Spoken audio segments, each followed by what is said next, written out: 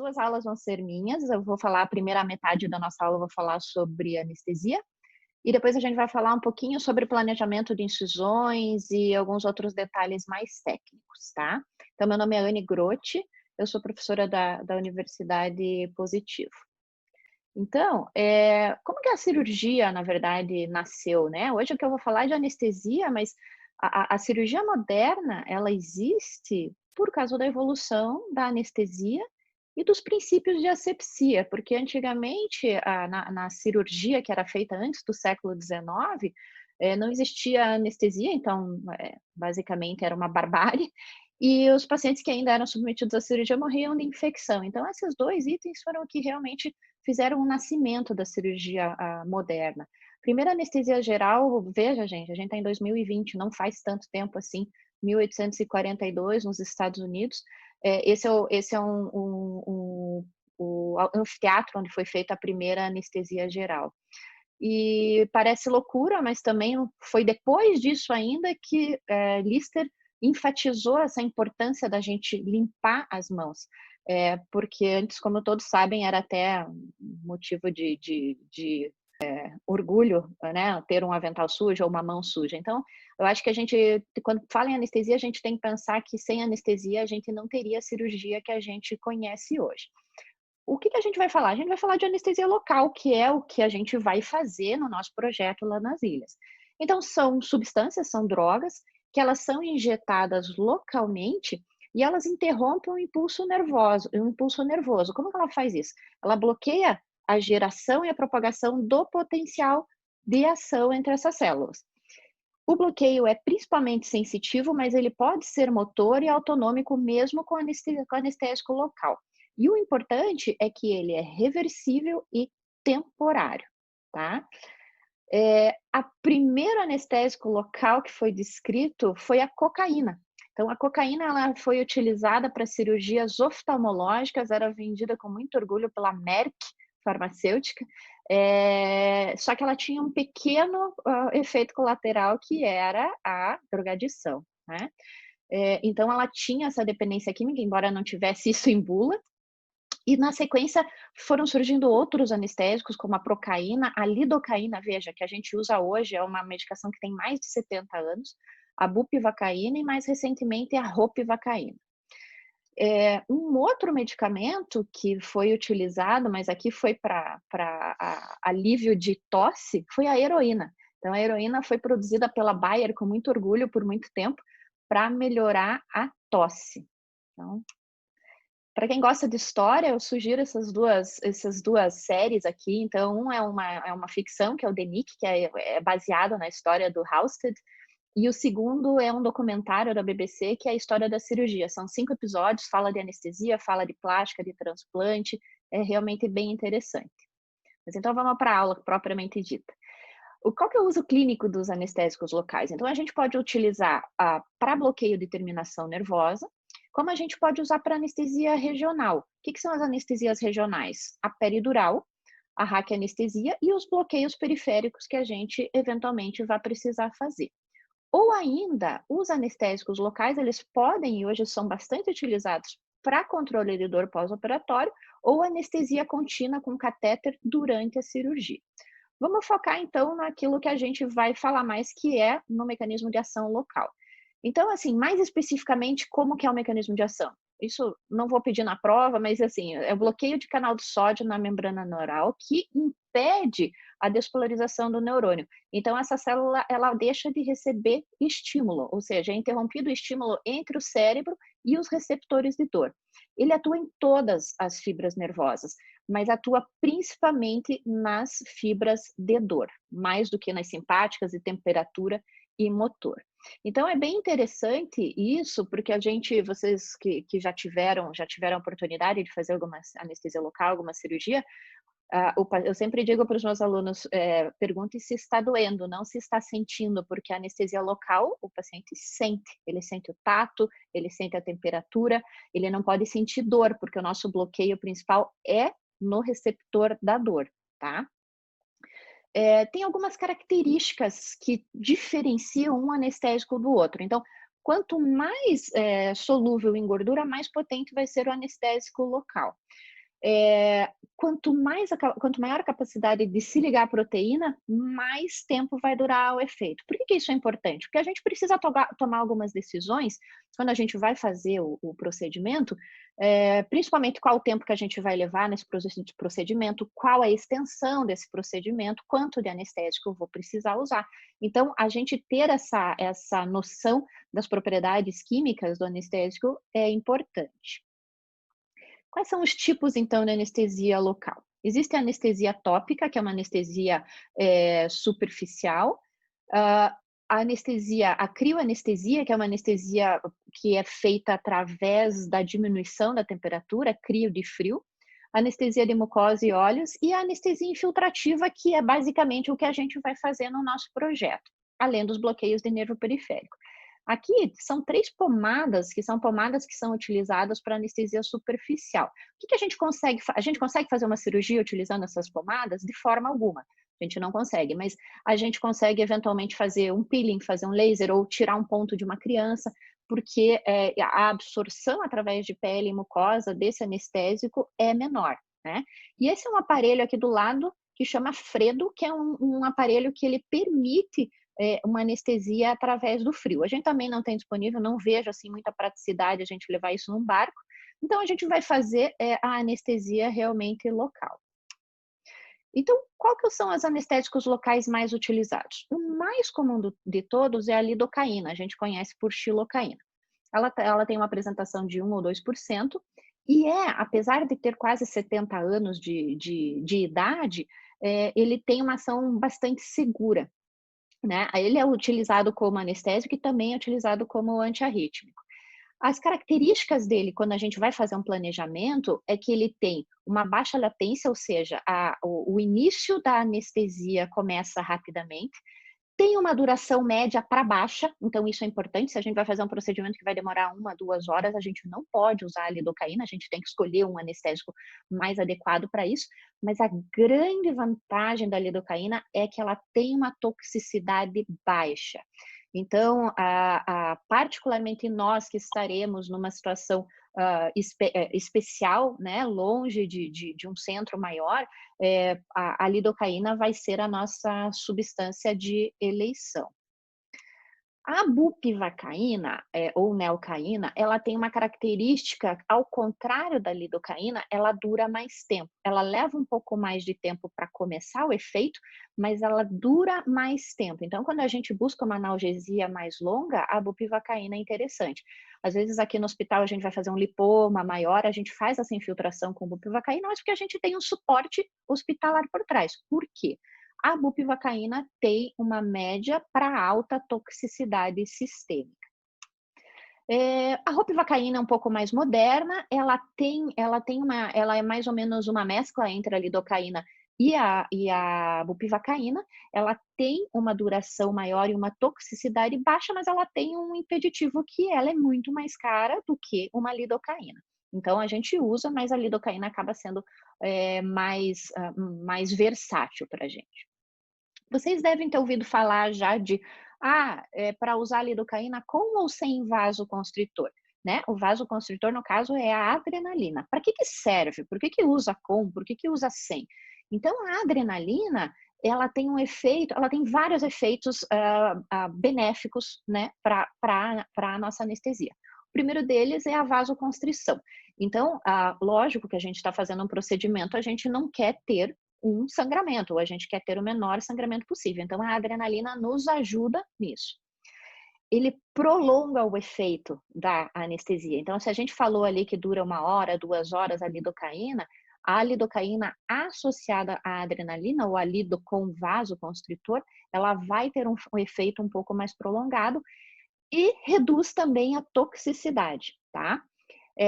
O fato de ter esse efeito vasoconstritor, lógico, diminui o sangramento local, facilita para a cirurgia. Porém, tem algumas ressalvas. Então, a gente tem que tomar muito cuidado em pacientes idosos, pacientes cardiopatas, hipertensos severos ou hipertensos em medicação, E também a gente tem que tomar cuidado de extremidades. Então, assim, dedos a gente deve evitar de usar um vasoconstritor como esse, ponta de nariz, ponta de orelha. Então, todas as extremidades a gente tem que tomar cuidado com a adrenalina para a gente não provocar uma isquemia. Então, aqui uma tabela que resume mais ou menos isso que a gente falou. Então, a lidocaína, ela tem uma duração de 1 hora sem a adrenalina, e veja que ela quase dobra com a adrenalina, né? Então, essa seria uma das vantagens da adrenalina para a gente. Ou seja, o que fica aqui de recado? Sempre que possível, a gente vai usar o anestésico com a adrenalina, né? A bupivacaína ou anelcaína, então, veja, o efeito dela, ela passa de 120 para 240, 180 para 240. Então, você tem um aumento dessa duração também com a adrenalina. Em relação à dose máxima, outra coisa que a adrenalina nos favorece bastante é que ela aumenta a dose que a gente pode utilizar no paciente.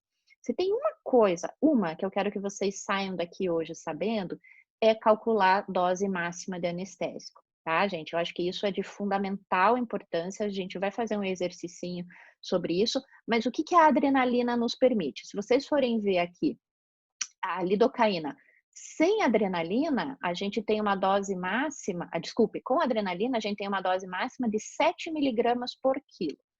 Sem adrenalina, a gente tem uma dose de 3 a 4 miligramas por quilo. Eu considero 3. A bupivacaína não muda tanto. Então, a lidocaína, ela tem essa especificidade da gente conseguir usar uma dose maior utilizando a adrenalina. Por isso, a importância da gente utilizar sempre que possível a adrenalina, tá, gente? É um paciente hipotético que tem 72 anos, é hipertenso diabético, tem uma lesão cortante no couro cabeludo. Na opinião de vocês, com tudo isso que a gente conversou agora, qual seria o anestésico mais indicado para esse paciente? Pelo tipo da lesão e o local da lesão, a adrenalina seria interessante, né? Particularmente couro cabeludo, que a gente sabe que sangra bastante. Mas a resposta mais adequada para esse paciente seria a lidocaína sem vasoconstritor, pela idade e por essa hipertensão, que a gente não tem detalhes assim maiores, né? Mas no princípio, por ele ser hipertenso, a gente já tomaria esse cuidado com a adrenalina. 2% ou 1%, tanto faz. Então, ali quem respondeu lidocaína 2%, lidocaína 1 sem vasoconstritor, respondeu a resposta mais correta, tá? Esse mesmo paciente, ele tem 80 quilos. A gente decidiu, então, usar lidocaína sem vasoconstritor, certo? Quantos miligramas a gente pode usar nesse paciente com segurança? Para a gente pensar segurança em que sentido? Em não ter toxicidade sistêmica, né, gente? Da gente não ter um paciente, a gente vai falar um pouquinho aí na frente sobre isso, um paciente que possa vir a ter complicações sistêmicas. Como a gente está usando a adrenalina, a lidocaína sem adrenalina, a dose máxima nossa é 3 miligramas. 3 a 4, eu prefiro errar para menos. Então, 3 miligramas. Como o paciente tem 80 quilos, então a dose máxima que a gente poderia usar nesse paciente seria 240 miligramas. Só para vocês terem uma ideia, 240 miligramas não é tanto assim. Quanto tem um frasco, aquele frasco de lidocaína 2% que a gente está acostumado a ver, de 20 miligramas, de 20 ml. Então, ele tem 400 miligramas, um frasco daquele, que ele tem 20 miligramas por ml. Ou seja, a gente pode usar um pouco mais do que meio frasco, até alcançar dose tóxica no paciente. Então, eu acho importante, mesmo quando as lesões são pequenas, esse é um exercício que eu acho que sempre que vocês forem fazer uma anestesia local, é um exercício que a gente tem que realmente bater em cima e fazer esse cálculo dessa dose máxima para vocês nunca errarem. E tem outra coisa também, se a gente, por exemplo, a gente vai fazer uma cirurgia, essa própria cirurgia no couro cabeludo desse paciente, e o paciente, a cirurgia demora, né? Você não está tão rápido nos seus pontos ainda, e a cirurgia demora e o paciente começa a sentir dor. E o paciente começa a sentir dor e você não tem mais dose anestésica. Você já passou da dose anestésica. né? Então, isso tudo, esse cálculo da dose anestésica serve para a gente planejar para o paciente ter o maior conforto possível que ele pode ter com a anestesia, tá?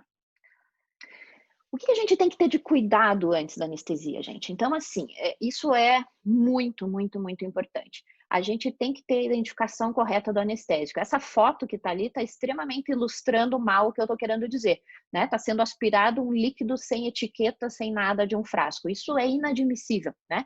Então, para os alunos que são meus aqui, já provavelmente já ouviram eu falar isso, porque é uma coisa que eu insisto bastante. Tem uma história muito, muito grave que aconteceu com o cirurgião plástico, que a enfermeira, a, a instrumentadora mudou e ela mudou o frasco que eles faziam há 10 anos a mesma coisa, e ninguém mais se perguntava o que, que estava o que, que estava em cada frasco, em cada cuba. E por isso a importância da aula da professora Carolina de cirurgia segura, né? A gente tem que ter checklists, a gente tem que ter protocolos, porque a mudança de uma pessoa da equipe fez com que o cirurgião infiltrasse anestésico, em vez de anestésico local, ele infiltrou clorexidina no nariz, né? E esse paciente teve uma necrose completa de nariz, né?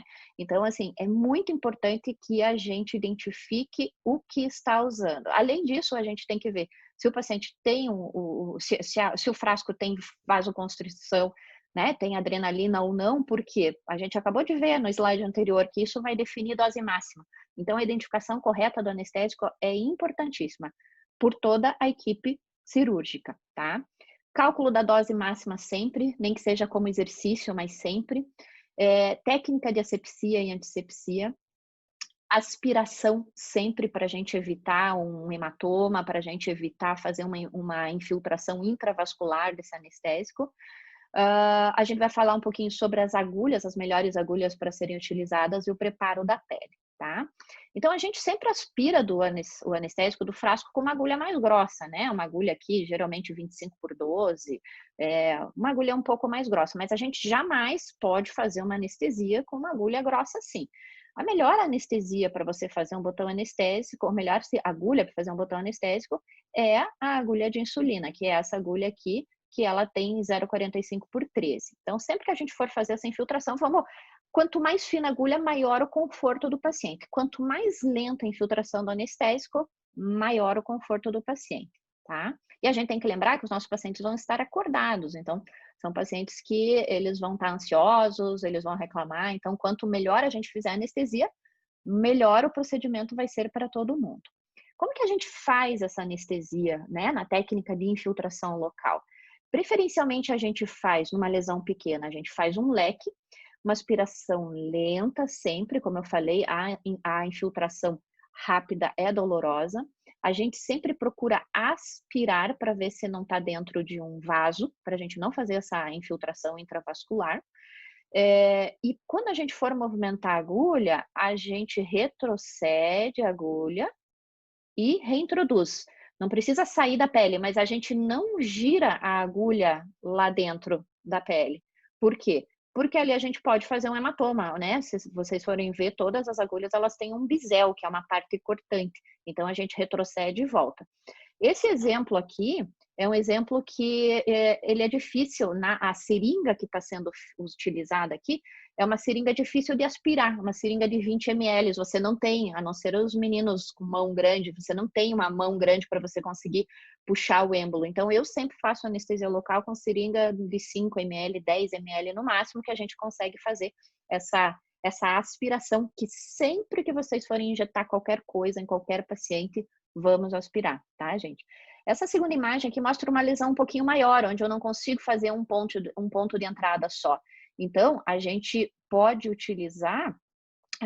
fazer uma introdução de anestésico a partir aqui do meio, por exemplo, numa região que já está anestesiada. Nenhum paciente precisa tomar mais do que uma sensação de agulhada para anestesia, independente do tamanho da ferida. Se a ferida tiver 15 centímetros, você vai anestesiando a partir da onde já está anestesiado, tá? Aqui um videozinho mostrando mais ou menos isso. Espero que dê aí para ver para vocês. Então, aqui a agulha já está mais adequada, uma agulha de insulina.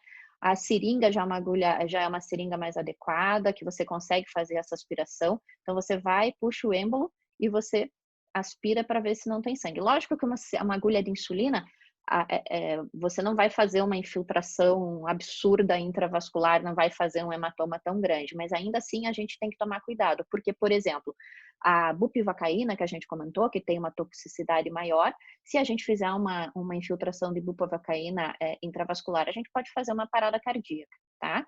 Então, aqui, a infiltração. Isso que eu queria mostrar para vocês, ó. Então, continua a partir da região que já está anestesiada. Você vai circundando toda a área que você quer anestesiar a partir daquele teu primeiro botão anestésico. Você não precisa vir aqui do outro lado para fazer isso, tá? Vamos lá. Além disso, o que mais que a gente pode fazer? Eu trouxe aqui para vocês para a gente falar rapidamente sobre alguns bloqueios faciais, né? Podem existir situações em que a gente vai precisar fazer um bloqueio facial, e os bloqueios faciais eles são bastante interessantes para lesões maiores ou múltiplas lesões, né? Relembrando a anatomia rapidamente, a parte sensitiva do nosso rosto, ela é dada por ramos do nervo trigêmeo, né? Quinto par. Então, a gente tem o ramo V3, que é o oftálmico, o V2, que é o maxilar, e o V1, que é o mandibular. E eles saem do crânio e da face em localizações específicas. Então, a gente pode, nessas localizações específicas, ir fazer infiltrações de toda a área de sensibilidade dessa região. Por exemplo, aqui. Aqui já peço desculpa, ali não como é uma simulação, ali a foto não é uma agulha rosa não, tá? É só o plastiquinho do abocate. A gente jamais vai fazer um bloqueio com uma agulha rosa, porque a gente sabe que ali, junto com o nervo supraorbital que está marcado, tem os vasos supraorbitais. Então, você vai entrar com uma agulha rosa ali, você vai fazer um hematoma grande. Então, assim, o nervo supraorbital, ele vai fazer uma anestesia de toda a pálpebra superior, testa e dessa região da glabela. Quanto que a gente precisa fazer de anestésico? 2, 3 ml é suficiente para você fazer toda essa anestesia de uma região maior. Então, relembrando da hora que a gente falou lá de dose máxima, em algumas situações, os bloqueios de face vão facilitar com que a gente trate mais lesões, trate lesões maiores com uma quantidade menor de anestésico. Então, esse é um bloqueio que eventualmente a gente até pode vir a fazer lá, que ele realmente faz essa anestesia de toda a testa, tá? Essa aqui é a área que vai fazer a anestesia. O segundo bloqueio é o bloqueio do nervo infraorbital, tá? Ele é ramo também do trigêmeo. Ele sai exatamente nesse forame, bem na altura da linha média pupilar. Se vocês apertarem aqui, vocês vêm descendo da órbita, bem na região da pupila, vocês vão apertando, vocês vão sentir uma falha no osso, um buraquinho. Ali é o forame infraorbital. É exatamente ali que sai o nervo. Mais ou menos uns 2 a 3 centímetros do tarso, do rebordo palpebral. Com esse bloqueio, a gente consegue fazer a anestesia da pálpebra inferior, da asa nasal, de toda a bochecha e do lábio superior, né? Mais uma vez, usando uma quantidade muito pequena de anestésico. O outro bloqueio que a gente pode fazer é do nervo mentoniano. Então, a gente pode fazer tanto por dentro da boca, como está ilustrado aqui nessa imagem, quanto por fora. Mais uma vez aqui, se vocês palparem bem na altura do segundo premolar e vocês apertarem a mandíbula de vocês vão sentir um forame, vocês vão sentir um buraquinho aqui. Dá para sentir bem um buraquinho, se vocês apertarem, vocês vão até sentir um choquinho. Ali, se vocês fizerem a anestesia, a gente vai ter a anestesia do queixo e do lábio inferior. Vocês viram que eu falei que com 1 a 2 ml a gente consegue fazer esses bloqueios. Então, somando aqui, eu já tenho 6 ml de anestésico do lado direito. Se eu quiser fazer uma anestesia da face completa, com 12 a 15 ml de anestésico, sabendo fazer os bloqueios, eu consigo fazer uma anestesia completa da face. É assim que a gente faz cirurgia de rejuvenescimento facial. Hoje eu não opero uma cirurgia de rejuvenescimento facial, mais com anestesia geral. Então, é importante justamente nessas situações em que a gente pode precisar de mais anestésico, tá? O último bloqueio de face é o bloqueio de orelha. A orelha tem uma característica que ela tem ramos de 3 nervos. Então, a orelha é realmente bastante sensível. Então, a gente faz um bloqueio circundando toda a orelha para bloquear os ramos do auditivo do vago, o occipital menor e o aurículo temporal. Então, a orelha é um pouquinho particular. A concha, por exemplo, que é essa parte mais funda aqui da orelha, a concha ela é inervada por um ramo sensitivo do nervo vago. E aqui um outro bloqueio que eu acho que vai ser bastante interessante e bastante útil em lesões de mão, né? A gente tem essa expectativa de atender lá bastante pacientes com corpo estranho, com anzol. Então, esse é um bloqueio que é bastante interessante. Eu vou mostrar um vídeo aqui para vocês. Então, a gente sempre lembrar, gente, né, de fazer a asepsia, antisepsia, porque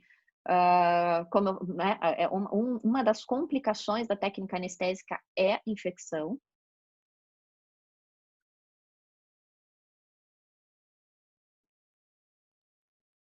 Para quem nunca viu, para quem nunca fez, é assim que se anestesia dedo. Então, a gente vai exatamente na raiz do dedo e a gente vai fazer esse bloqueio dos dois ramos, o lateral e o medial do nervo digital. A partir disso, a gente tem uma anestesia dessa região daqui até a ponta da unha, só com isso aí. Agora vou fazer só uma enquete aqui, gente, para vocês me darem se tem algum erro técnico nesse vídeo que a gente viu. Ó, o erro técnico desse vídeo, para quem estava bem atento, a quantidade de volume que foi colocado nesse dedo foi uma barbaridade. Foi quase 12 ml de anestésico. É muito volume para o dedo, é muito volume para o dedo. Se a gente fizer um volume tão grande, a gente pode fazer um colapso da artéria digital, né? E a artéria digital é realmente bem fininha. Então, se a gente fizer esse colapso da artéria digital por algumas horas, a gente pode fazer evoluir com uma isquemia. Não que vá perder o dedo, não isso, mas você pode fazer uma lesão nervosa pela isquemia, né? Então, o volume ali foi muito inadequado. A agulha era uma agulha relativamente fina, não era uma agulha errada, não. E a posição estava certa. Eu vejo bastante gente entrando obliquamente, mas realmente se entra na vertical. A posição estava certa. Só vejo como erro realmente esse volume, tá, gente? Quais são os efeitos, então? Quais são as complicações, efeitos adversos de uma anestesia? Dor, né, é inerente ao procedimento, mas como que a gente pode melhorar? A gente pode usar uma agulha adequada, a gente pode fazer uma infiltração bem lenta, a gente pode continuar a infiltração de uma lesão maior a partir da área que já está anestesiada. Então, isso a gente pode minimizar, tá? A gente pode ter equimose e hematoma. Então, a gente tem que tomar bastante cuidado quando a gente está manipulando a agulha lá dentro, porque tem que lembrar que a agulha ela é cortante, para a gente não fazer um hematoma. Porque o hematoma pode vir a atrapalhar o nosso procedimento em si. A gente pode fazer um dano neural, né? Se a gente entrar, por exemplo, principalmente nos bloqueios, né? Que eu mostrei ali para vocês.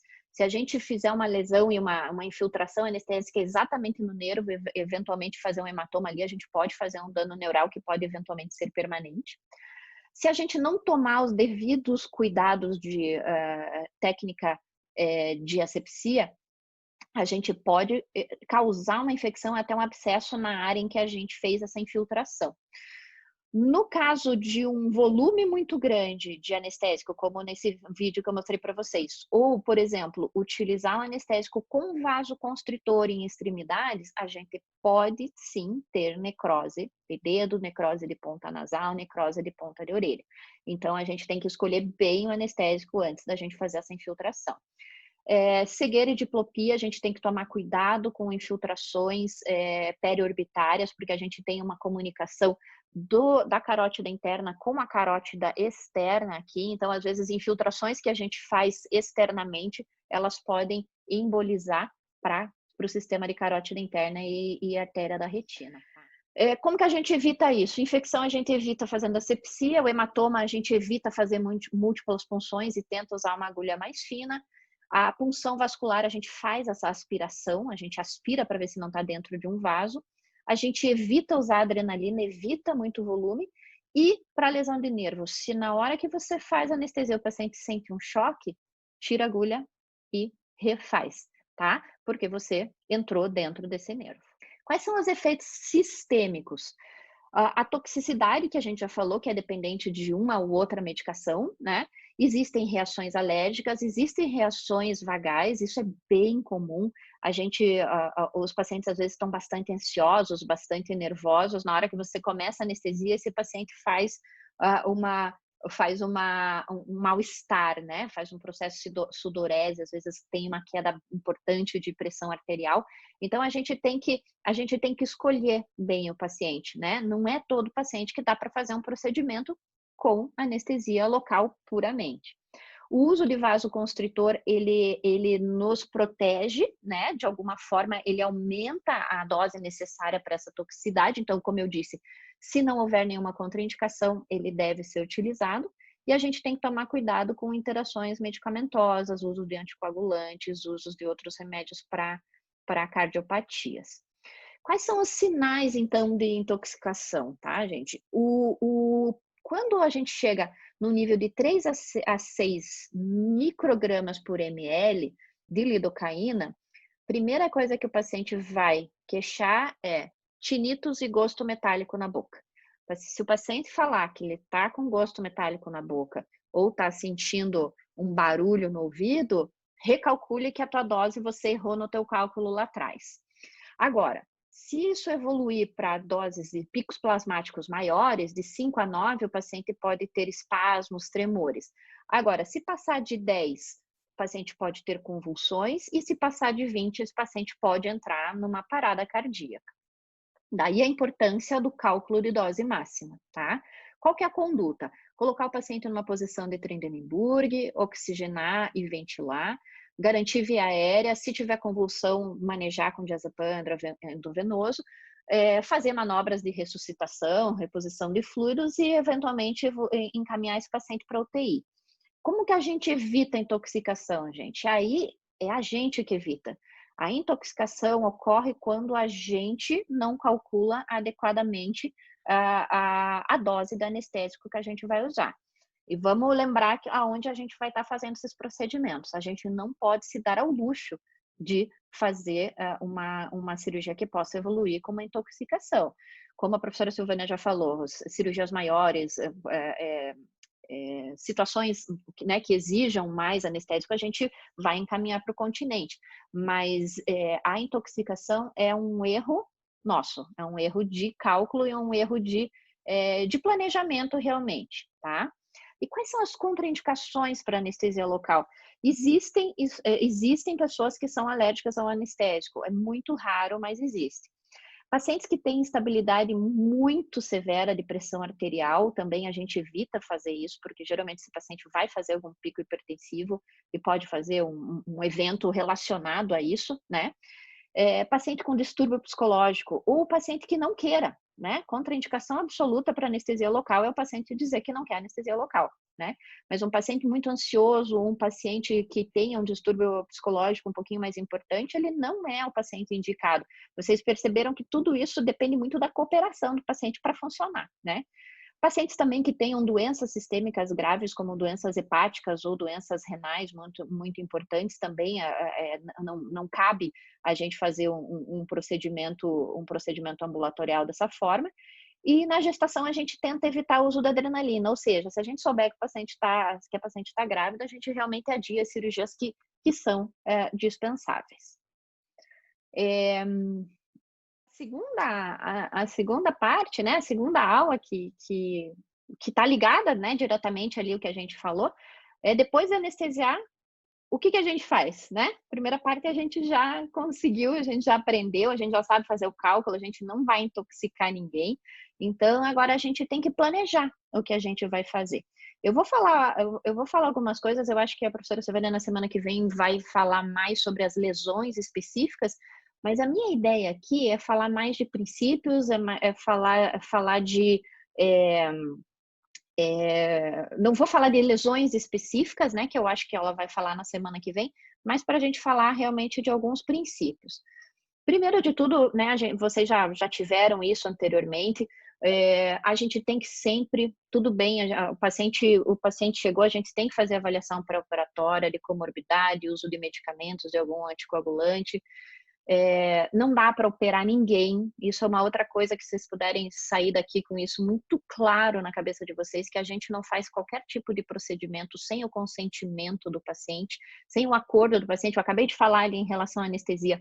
Para a gente fazer anestesia, o paciente tem que aceitar a anestesia. Se ele não quiser anestesia, é uma contraindicação absoluta para a realização, né? E a gente tem que fazer um planejamento pré-operatório adequado para que a gente tenha o melhor resultado estético e também funcional.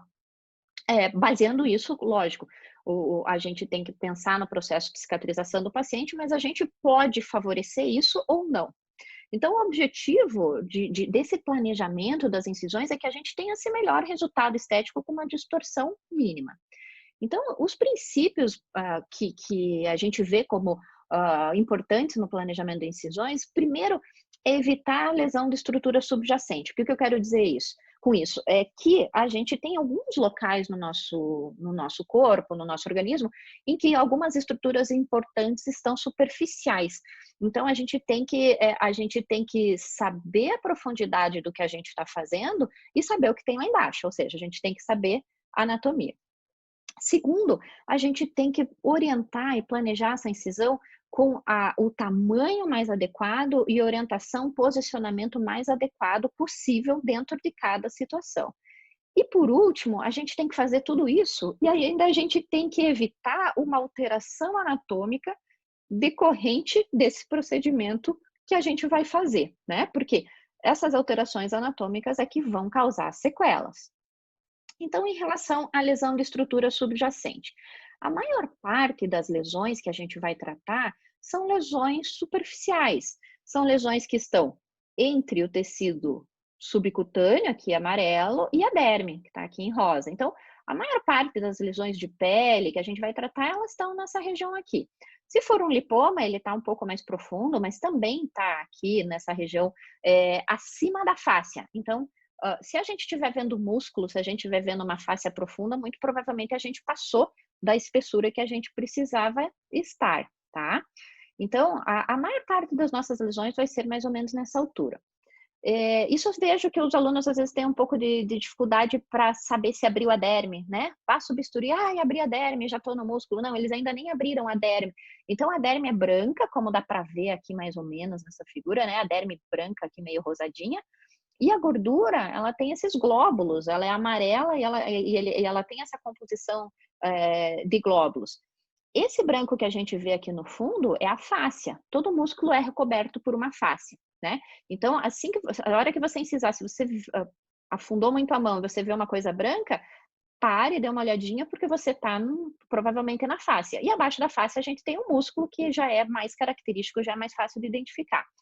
Essa espessura aqui é variável, é variável dependendo da região, né? Isso, numa região de face, a gordura é muito pouca, é muito menos do que isso. Numa região de dorso, às vezes a gente tem 4, 5 centímetros, né? Então, cada região anatômica vai ter uma espessura de subcutâneo e uma espessura de derme também. Por exemplo, a pálpebra tem uma derme finíssima. Em compensação, o dorso tem uma derme que às vezes chega a 4, 5 milímetros, que é uma derme realmente bastante importante. Então, a gente também tem que entender essas variações de local para local. Como que a gente vai fazer essas incisões? Então, aqui um detalhe importante, quando a gente está tratando de lesões de pele, vocês vão ter uma aula com a professora Kátia sobre as lesões malignas de pele, mas aqui vale o princípio, já que a gente está falando em incisões, o nosso bisturi ele tem que entrar 90 graus em relação à pele, como está mostrado aqui. Quando a gente entra muito fechado, o que a gente vai fazer? A gente provavelmente não vai deixar margem. A gente não vai deixar margem necessária para fazer uma biópsia, ou até a gente vai dificultar o nosso fechamento, né? Quando a gente vai com ele muito aberto, a gente vai ter dificuldade de equilibrar a altura da pele para fazer a sutura. Então, o correto é você entrar com ele a 90 graus da pele. Aqui, então, vamos supor que seja um nevo, ou um CBC, alguma coisa, alguma lesão, né, que tenha origem ali na derme. Então, quando a gente pensa que a gente está fazendo essa incisão com bisturi 90 graus, a gente tem que pensar também que a gente vai ter que levar essa margem que a gente marca em volta da lesão em toda a profundidade. Ou seja, se a gente vai fazer uma margem aqui em cima de pele de 3 milímetros, a gente vai fazer em toda a profundidade ao redor da lesão, tá? Por isso a importância da gente cuidar com a posição do bisturi quando a gente está fazendo a incisão. Quais são as estruturas subjacentes que são perigosas da gente lesar, né? Particularmente em cabeça e pescoço, que isso é mais comum. A gente tem um nervo que passa no pescoço, que é o nervo auricular magno, que ele está no meio do subcutâneo. Então, se você tiver o azar de ter uma lesão a meio caminho entre a clavícula e o mastoide, e um lipoma ou uma lesão um pouquinho mais profunda, você pode fazer uma lesão do nervo auricular magno. Se você tiver uma lesão mais profunda, um cisto grande de face, que é uma coisa relativamente comum, se esse cisto estiver localizado aqui, mais ou menos de onde acaba o nosso masseter, né? Ou seja, meio caminho entre a orelha e a asa do nariz. A partir dessa região, vários ramos daqui para frente, vários ramos do nervo facial são muito superficiais. Então, se é uma lesão mais profunda numa região aqui paranasal ou uma região aqui próxima do lábio, talvez não seja do melhor interesse do paciente fazer isso de uma maneira ambulatorial, sem algum outro tipo de monitoramento, porque a gente pode fazer uma lesão de nervo facial. E o nervo facial, como vocês sabem, é o único nervo responsável pela mímica facial. Então, assim, tudo que mexe na nossa face mexe por conta do nervo facial, ou seja, uma lesão vai fazer algumas assimetrias. Aqui, o ramo mais lesado de nervo facial é o ramo temporal, porque ele passa muito superficial. Se vocês pegarem aqui, a gente não tem gordura. Então, abaixo da derme, a gente tem o ramo temporal. Então, esse ramo temporal, se você, por exemplo, vai tratar uma lesão nessa região aqui, periorbital, você pode ter realmente uma lesão de nervo facial. E o que decorre essa lesão, por exemplo, do ramo temporal? Uma paralisia da testa daquele lado, né? Então, o paciente nunca mais mexe essa testa aqui. Em relação a estruturas subjacentes, lógico, tem outras, né? Perna, a gente sabe que a tíbia também não tem muita cobertura, então tem algumas coisas mais específicas. Mas eu acho que o mais importante para a gente, que a maior parte dos nossos pacientes vai ser realmente paciente de face. O segundo item do planejamento de incisões é como que a gente posiciona essas incisões e qual que é o tamanho adequado dessas incisões. Então, a orientação da incisão, ela preferencialmente ela tem que ser perpendicular ao eixo da musculatura, né? O que isso quer dizer? Na face é mais fácil da gente entender, porque na face significa colocar a incisão paralelo às rugas ou às linhas de tensão mínima, né? Por quê? Porque são nessas regiões que a gente tem uma menor tensão, ou seja, se a gente colocar contrário, se a gente colocar paralela ao eixo da musculatura, quando fizer a contração da musculatura, a gente vai ter forças fazendo a cicatriz e a incisão se afastarem. Nesse menino aqui, ele tem um cisto ou um osteoma, não tenho muitos dados ali, mas ele tem um cisto ou um osteoma. Qual que seria a incisão mais adequada para ele? A incisão que a gente está traçando ali em verde ou a incisão que a gente está tratando em vermelho? Nesse caso, a melhor incisão para ele é a incisão verde. Por quê? Ó, vocês são muito jovens, vocês não têm rugas. Nós também não, né? Mas quando vocês levantam a testa, vocês conseguem ver aonde as rugas estão. Na face, isso é mais fácil, porque você pode pedir para o paciente enrugar a testa, mesmo que ele não tenha ruga como esse menino, mas ele pode elevar a testa para ver onde seriam essas rugas. Então, a cicatriz melhor, nesse caso, é a cicatriz verde, tá? Essa foto mostra isso muito bem, né? essa paciente, lógico, ela já tem as rugas marcadas, mas mesmo que a paciente não tenha as rugas marcadas assim, quando a gente pede uma movimentação, a gente consegue fazer. Então, se a gente partir do princípio que a cicatriz sempre vai ficar melhor dentro de uma ruga, a gente observa que na face isso depende muito de cada localização, né? Na região da testa, elas geralmente elas são horizontais. Aqui na região da glabela, a gente tem um músculo que é o corrugador, que ele contrai nesse sentido, então as rugas são verticais nessa região aqui, do terceiro olho. Aqui ao redor da boca, vejam, como a gente tem o músculo orbicular nesse sentido, as rugas são perpendiculares, né? Então, as melhores incisões aqui ao redor da boca são seguindo essas rugas ou perpendiculares ao músculo orbicular. Essas linhas de tensão de pele, então, são as linhas que são orientadas perpendicularmente à direção da fibra muscular, tá, gente? Então, assim, se vocês não lembrarem se é perpendicular ou paralelo, só enruguem a testa, né? Para vocês lembrarem que o músculo frontal está nesse sentido e a melhor incisão é nesse sentido, tá? No rosto, como eu falei, é muito fácil, a gente segue as rugas, mas a gente tem a gente tem alguns parâmetros que a gente pode seguir, que são as linhas que já foram desenhadas no corpo todo. Em relação a essa paciente aqui, vocês fariam essa incisão em vermelho ou a incisão em verde nessa paciente? A melhor incisão para essa paciente é a incisão em vermelha. Por quê? Porque o resultado final da cicatriz dela vai ser uma cicatriz dentro de uma ruga, já que ela já tem pré-estabelecida, que é o sulco nasolabial, né? Então, se a gente fizer essa incisão em verde, a gente vai estar cruzando uma ruga. Isso chama bastante atenção. Cada vez que ela sorri, ela vai ter uma atração, né? Então, a gente sempre busca colocar as incisões dentro de rugas ou na direção que as rugas teriam, tá? Como que a gente se baseia nisso? No rosto é muito fácil, né? No rosto a gente sabe, a gente consegue ver a ruga. Mas existem vários estudos, as linhas mais famosas que existem foram descritas por esse Langer, que foi um anatomista alemão. Então, ele descreve todas as áreas de maior ou menor tensão no corpo. Veja, ali no braço, no deltoide, ele muda bastante em cada região. Então, assim, aqui não tem problema nenhum. A gente pode ter isso no nosso celular e a gente segue. Ninguém é obrigado a saber qual que é o melhor posicionamento.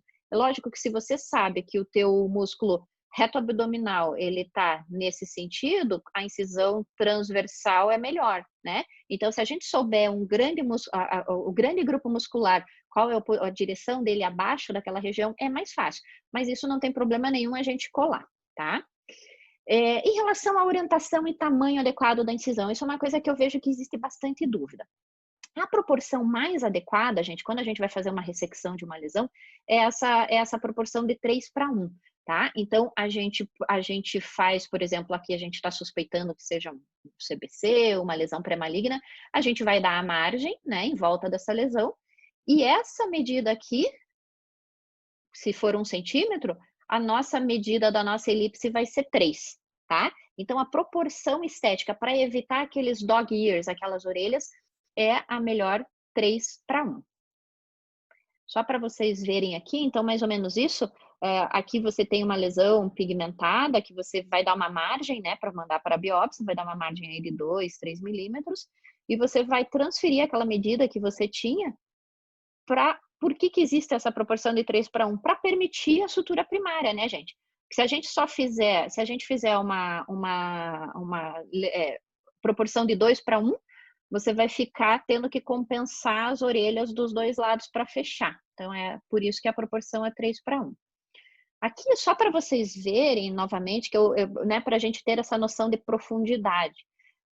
Quando a gente incisa o bisturi 90 graus em relação à pele, como a gente comentou, né, nem biselando para dentro, nem biselando para fora, a primeira estrutura que a gente vai abrir é a derme. Então, a derme é branca. Se ela foi feita essa anestesia, com anestesia local com vasoconstritor, ela provavelmente não vai sangrar. A hora que a gente incisa a derme, vocês percebem que vocês perdem toda a tensão, né? A peça vem. A hora que incisa a derme, veja como a peça, a biópsia vem, porque a derme é o que dá a tensão na pele para a gente. Então, ali dá para ver ali embaixo a gordura amarela e a gente vê que a gente não chegou numa profundidade acima do que a gente queria. E o terceiro ponto do planejamento de incisões, que eu acho que é importante a gente conversar também, é evitar alteração anatômica, principalmente em face. Gente, face não tolera muita perda de tecido. A gente tem algumas estruturas que particularmente são mais complexas, que são lesões próximas do olho, lesões próximas de nariz, próxima da boca. Dependendo de como a gente fizer esse planejamento, a gente vai ter uma sequela estética que é muito mais difícil de corrigir depois. Por isso, é importante que a gente já faça esse planejamento durante a cirurgia. Essa é uma sequela de uma sutura primária, de uma lesão periocular, que você vê o que a gente chama de ectrópio cicatricial. O que é o ectrópio, gente? Aqui, ó, o nosso tarso, que é essa parte aqui, ó, essa parte mais distal da nossa pálpebra, inferior ou superior, ela tem que estar totalmente encostado na nossa conjuntiva. Isso para funcionar bombeamento de lágrima, para não ter ressecamento de olho, não ter úlcera de córnea. Então, à medida que a gente viola isso, a gente tem um olho funcionalmente prejudicado, tá? Então, aqui nesse caso, essa sutura primária ela não foi bem indicada. Teria que ter sido feito alguma outra técnica que evitasse essa tração do olho. Aqui, mesma coisa, né? Então, a gente vê ali uma cicatriz junto do nariz e uma deformidade bem importante do vermelhão. O vermelhão é essa transição da mucosa aqui com o lábio. A gente vê uma tração bem grande. E eu queria saber de vocês aqui, o que vocês acham que nesse caso que a gente está vendo aqui, poderia ter evitado essa deformidade que a gente está observando. Poderia ter sido feito um pequeno retalho, um desenho de um retalho de algum tecido próximo, local ali, para não fazer essa tração. Então, a gente tem que fazer esse planejamento, porque é muito mais fácil fazer um pequeno retalho no momento do que agora tratar uma sequela dessa com fibrose, já com tração, já bem estabelecida, tá? Então, tem sim, gente. A maior parte dessas deformidades, dessas alterações anatômicas, elas podem ser evitadas se houver um planejamento adequado. Uma das maiores formas da gente, nesse caso estabelecido, por exemplo, dessa deformidade do lábio superior, a gente pode reorientar a cicatriz com uma técnica que todo mundo já ouviu falar, que é a zetaplastia. Uma técnica que todo mundo já ouviu falar, mas ninguém entende exatamente como é feito. Então, a zetaplastia, ela serve para mudar a orientação da cicatriz. Então, nesse caso que a cicatriz está bem abaixo da asa do nariz, a gente faria uma zetaplastia para trazer pele aqui da lateral do nariz para o lábio superior. Então, aquele caso, ele pode ser corrigido com uma zetaplastia que faria o alongamento daquela cicatriz. A zetaplastia pode ser feita tanto durante o procedimento já da retirada do tumor ou da ferida que a paciente teve, ou depois como tratamento de sequela. Só vou deixar passar o vídeo um pouquinho mais para vocês entenderem ali o que eu quero dizer com reposicionamento de cicatriz. Vejam, a maior cicatriz na paciente está aqui, certo? Quando você faz a zetaplastia, você traz esse retalho para lá e esse para cá. Bingo! É isso que a zetaplastia faz, ela inverte a orientação da cicatriz. Tá? Parece pouco, mas a gente resolve a maior parte aquele caso que eu mostrei do olho anterior, do ectrópio, a gente também pode corrigir com uma zetaplastia. Então, a zetaplastia é uma arma simples e bastante eficiente para a gente fazer algumas melhoras dessas alterações anatômicas. Nariz, como eu falei, então olho, boca, nariz, todas são estruturas que, se a gente não tomar muito cuidado como a gente planeja, a gente vai ter alterações anatômicas complicadas. Por exemplo, essa paciente aqui teve uma perda importante. Esse paciente aqui, se a gente tentasse fazer uma sutura primária, a gente teria que fazer, calculando o nosso 3:1 que a gente acabou de falar ali, né? A gente tem a proporção de 3:1. Então, a gente teria que fazer uma cicatriz assim, ó. Opa. Ou maior até, né? Então, seria uma cicatriz enorme aqui no nariz, nesse sentido. Ou a gente poderia fazer uma cicatriz nesse sentido. O que aconteceria se a gente fizesse nesse sentido? Primeiro que está contra a linha de força, mas a gente faria elevação total do nariz, você ficaria com as narinas totalmente para cima. Então, esse caso é um caso típico que, se não tiver um planejamento adequado, a gente vai ter uma sequela estética e, nesse caso, funcional bem importante, né? Então, o que que a gente pode lançar mão quando a gente tá tratando lesões muito próximas de olho, muito próximas de nariz, muito próximas de boca? A gente pode lançar mão de pequenos retalhos, né? Nada mais é do que incisão e sutura, mas assim, com um planejamento de você trazer uma pele, olha, a lateral do nariz sobra pele, a ponta não. Então, aqui é um paciente que não vai ter qualquer tipo de sequela funcional, porque naquele momento da ressecção foi optado por já fazer um pequeno retalho, um retalho relativamente simples.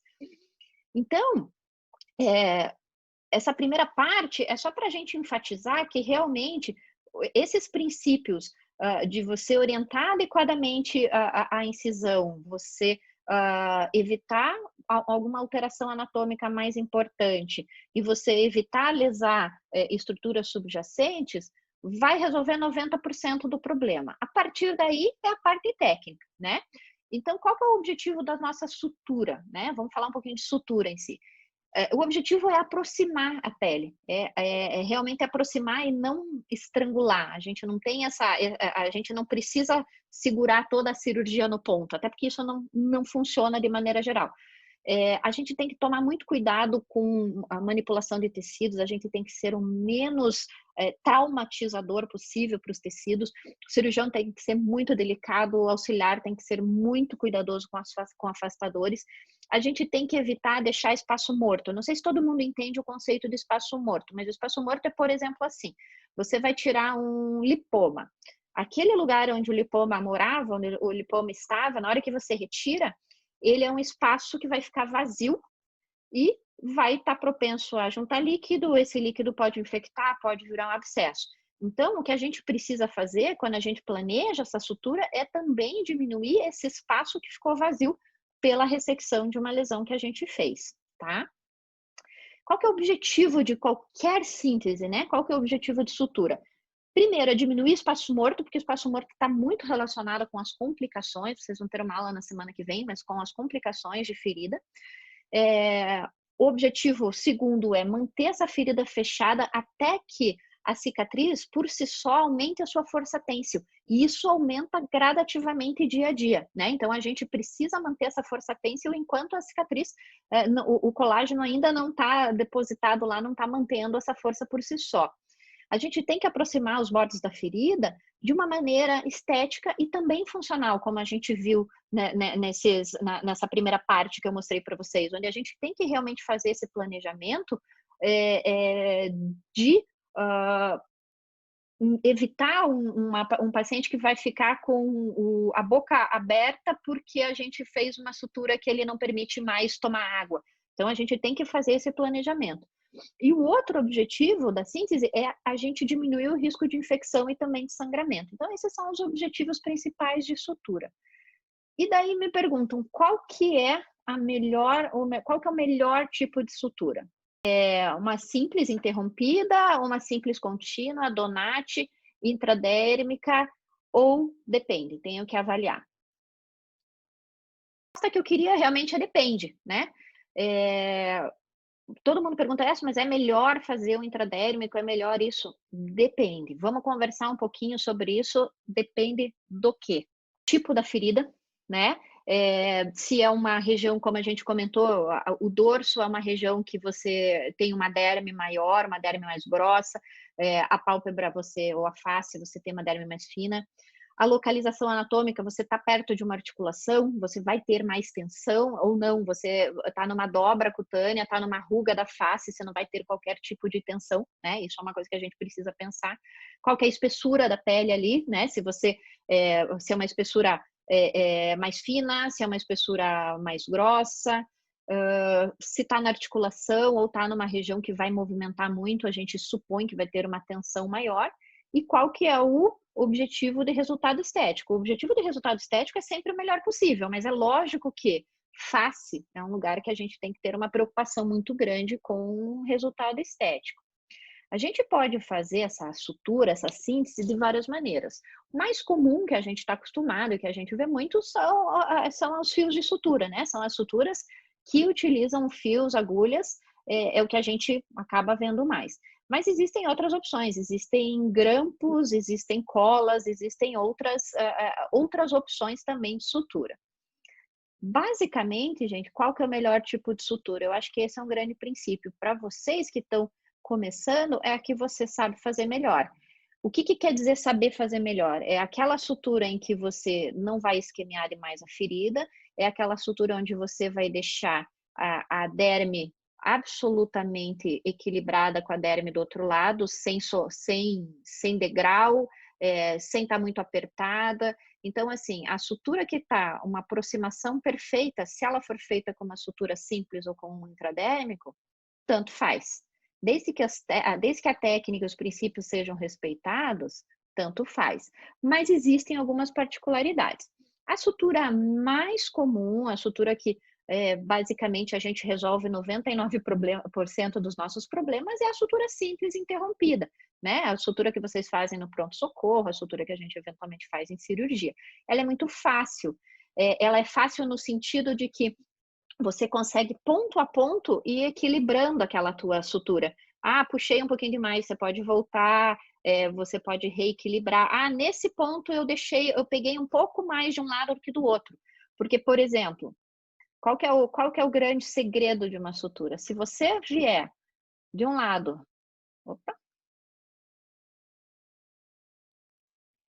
se você vier desse lado aqui e pegar aqui, e desse lado você passar com a agulha e pegar aqui, essa tua sutura vai ficar ruim, sendo ela simples, sendo ela de qualquer jeito que você vai fazer. Então você tem que ter um equilíbrio muito grande, você tem que estar colocando derme com derme alinhada, epiderme com epiderme alinhado, você tem que estar deixando subcutâneo alinhado e você tem que evitar que aqui embaixo você deixe uma bolsa, um espaço para que se junte líquido, para que tenha esse espaço morto. Então, a sutura simples ela é mais fácil para isso. Outra vantagem da sutura simples é que ela promove menos isquemia. O que eu quero dizer? A gente precisa para cicatrizar, a gente precisa de circulação na cicatriz. Então, a gente precisa ter aqui sangue chegando para que todas as células que vão iniciar esse processo de cicatrização, inicialmente os macrófagos, depois a gente começa a ter fibroblasto, a gente precisa que isso chegue. Quando a gente faz uma sutura muito tensa, muito apertada, ou em algumas situações sutura contínua, a gente aumenta a isquemia da lesão, da ferida, da incisão. E isso pode acarretar uma cicatriz de uma qualidade inferior. Uma desvantagem da sutura simples interrompida é que ela é mais demorada de fazer, né? Se você vai pegar uma laparotomia 20 centímetros, você vai demorar mais tempo de fazer essa sutura do que se você fizer uma sutura contínua. E a grande desvantagem dessa e de outras que a gente vai ver é que ela pode deixar marcas, que são aquelas marcas de trilho de trem, tá? O que é a marca de trilho de trem? É quando você fica com a marca da cicatriz e mais a marca da onde entrou e saiu a agulha. Isso é muito feio. Como que a gente evita isso? Tirando a sutura no tempo adequado. Qualquer sutura que passar do tempo adequado, ela vai fazer essa marca do trem. E isso é muito ruim, esteticamente falando. A sutura simples interrompida, então, a gente procura pegar a mesma quantidade de tecido de um lado do que de outro. Ou seja, se a gente pegou 5 milímetros daqui, 5 milímetros, a gente vai sair 5 milímetros do outro lado. E essa é uma outra coisa interessante. O próximo ponto, ele vai ser a soma dessa distância. Se aqui é 5 milímetros e lá é 5 milímetros, aqui vai ser 10 milímetros. É assim que a gente posiciona os pontos. Se você entrar a 1 milímetro, você vai ter que dar o próximo ponto a 2 milímetros, né? Que não é adequado. Então, a gente faz esse quadrado quando a gente vai fazendo essa sutura simples interrompida. E o importante é pegar bocados iguais de ambos os lados, tá? A segundo tipo de sutura simples é a sutura simples contínua, ou chuleio, que a gente chama. Qual que é a vantagem, a grande vantagem do chuleio? É a rapidez, né? Então, você simplesmente faz um nó no começo, um nó no fim da incisão, e você vem fazendo uma sutura contínua por toda essa incisão. Então, ela é muito favorável, assim, para incisões que são muito longas, né? Incisões de, por exemplo, na plástica, incisões de retalhos, que às vezes são incisões de 30, 40, 50 centímetros. Mas a grande desvantagem da sutura simples contínua é que ela, assim como a sutura simples interrompida, ela também deixa aquelas marcas, né? Ela deixa aquelas marcas da entrada e saída da agulha da marca do trem. Segundo problema da sutura simples contínua, você tem que estar já com os rebordos da ferida muito alinhados, porque você não vai conseguir fazer essa compensação ponto a ponto como a gente consegue fazer numa sutura interrompida, né? E ela também tem uma terceira desvantagem, que se você tiver algum problema com o fio, rompeu o teu fio, você vai perder a tua sutura inteirinha, né? Você pode fazer uma deiscência da ferida inteira por conta de um rompimento ou algum problema com o fio.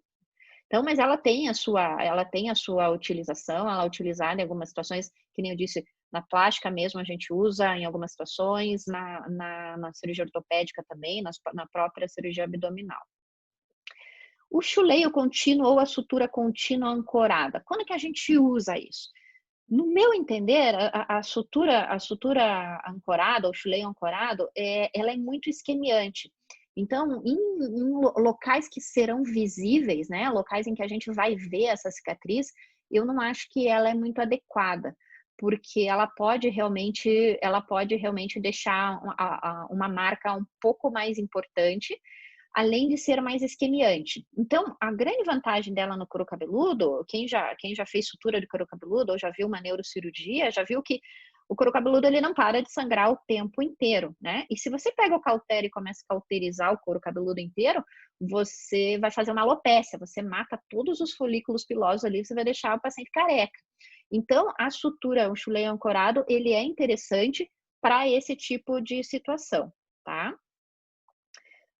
O ponto Donati, ele é utilizado em algumas regiões que a gente considera que tem um pouco mais de tensão. O que eu posso dizer para vocês em relação à tensão? Quanto menor a tensão de uma cicatriz, melhor a cicatriz vai ficar, né? Então, qualquer local onde exista maior tensão, a cicatriz tende a ter uma qualidade inferior. Por isso que as cicatrizes de articulações, ombro principalmente, quadril, cotovelo, elas tendem a ser cicatrizes piores, porque a gente está colocando tensão o tempo inteiro ali.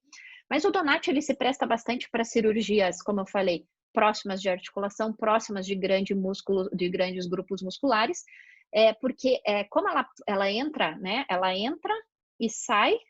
Ela entra longe, sai longe, entra perto e sai perto, então ela inverte bastante a ferida, e para cada ponto que a gente passa, a gente tem duas passadas do fio segurando essa pele, essa incisão no local certo. Ela também tem o inconveniente de fazer as marcas de trem, né? Cada passada de agulha que a gente der, a gente pode ter essas marcas de ponto. Como que a gente evita isso? Retirando os pontos no tempo adequado, tá? O Donati aqui, só mostrando para vocês, então, a primeira parte do Donati é um ponto simples, normal, e daí na volta é que a gente volta próximo, a gente entra mais perto. Esse objetivo dessa segunda passada é para realmente a gente colocar um pouco mais de tensão na nossa sutura para diminuir a tensão da ferida. Então, você entra perto, sai, né? Entra longe, sai longe, volta perto, sai perto, e você fica com uma dupla passada. Tem algumas utilizações, a gente vê bastante utilização para ela. E finalmente a sutura intradérmica, né, gente? Quando que a gente usa a sutura intradérmica? Quando não existe qualquer tipo de tensão na ferida. Não dá para você tentar fazer uma sutura intradérmica numa cirurgia de quadril, que a cirurgia já inchou, você vai ter que passar esse ponto para tentar puxar e aproximar essa derme. Não vai funcionar, vai abrir, porque a sutura intradérmica, ela tem uma, a gente não consegue diminuir tanto a tensão na nossa ferida. Então, a sutura intradérmica a gente faz em duas situações: quando não tem tensão nenhuma, ou quando a gente vem e antes de fazer essa sutura intradérmica, a gente faz uma sutura interna, aproximando aqui o subcutâneo e a derme. A gente faz uma sutura que a gente chama de subdérmica, e daí a gente tira totalmente a tensão. Nisso, a gente consegue fazer a sutura intradérmica de uma maneira mais estética. Eu tenho um vídeo, se der um tempinho, eu mostro no final, porque eu não consegui, ele ficou muito grande para entrar na aula, tá? Vamos ver.